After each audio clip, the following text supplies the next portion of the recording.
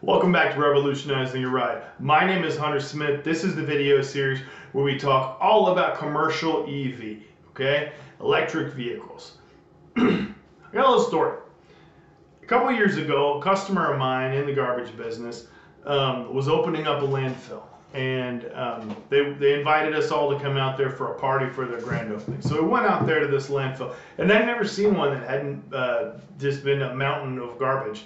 And it was relatively empty, and it was pretty cool to see all of the things that go into making a landfill, how they make it environmentally safe, how they take all the garbage from a major municipality and in a sensible and responsible way put that in the landfill so that future generations can live nearby, without being one of these third world countries that has just garbage thrown all over the streets and in our waterways. They're really good looking out to protect us. So when I was out there, all right, they're giving out hats and t-shirts, and they gave out a bandana. So I got one of the bandanas, and when I went home, I put the bandana on my dog, and she looked really cute.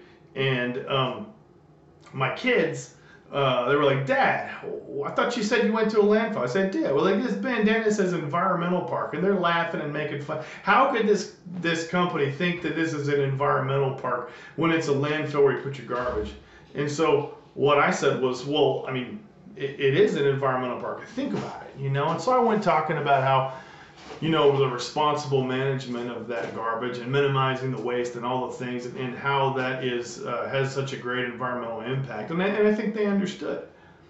I think that the general public also has these thoughts about the refuse and trash industry, thinking that in some way that maybe we're not a legitimate environmental, or have a legitimate environmental impact.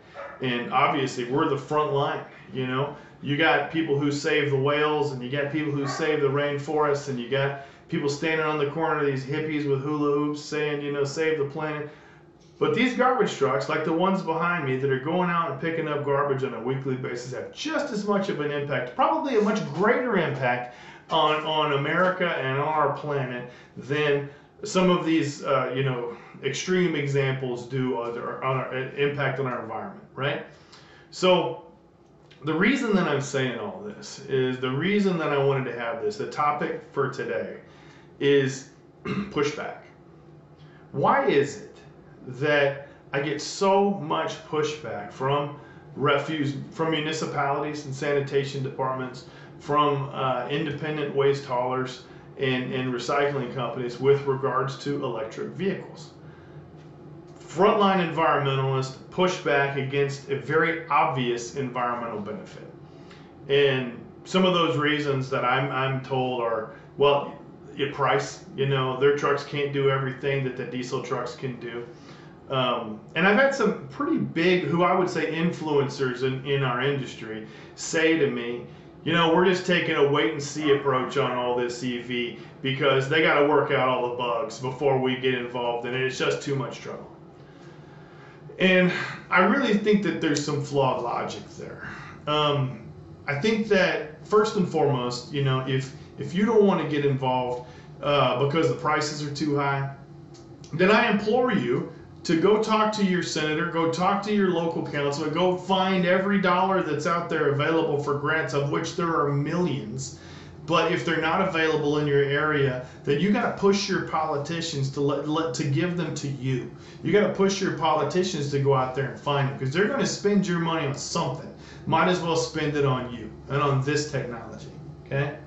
If you say, well, I don't want to do it because it won't do everything that my other truck can do. Well, you know what? You're a leader. You're a frontline leader in environmental management. So find something that the truck can do. Get involved now, okay? Be a leader, be an example, because that truck of yours goes to every home in the whole municipality or in your whole route. Thousands of people see that truck probably on a daily basis with your name written on the side that says environmental services. You need to be a leader, okay? Find something that it will do. Get involved. The big major companies out there, if you can think of a garbage company, that's a gigantic garbage company, they're involved in this, okay? They're doing it not just because It looks good to have on the side of the truck. They get so much money they don't know what to do with. They're doing it because there's a future in this. They're doing it because they know that they need to get involved with all of the regulations that are coming, and so they're trying to get in front of that. And they're trying to accept it and get in front of it. Don't just fight it every step of the way. So that's what I really wanted to talk to you about today, is the refuse industry, be that municipalities, small municipalities, federal agencies, private companies, small owned mom and pop companies. You're all stewards of the environment. You are, whether I don't really think about it as some sort of blue state, red state, Republican, Democrat type of issue. It's not. It's not a political issue. Now, maybe them forcing CARB on us or whatnot. Maybe you can see it that way. But the fact of the matter is, you're leading the charge. So lead. Thank you. We'll talk to you next week.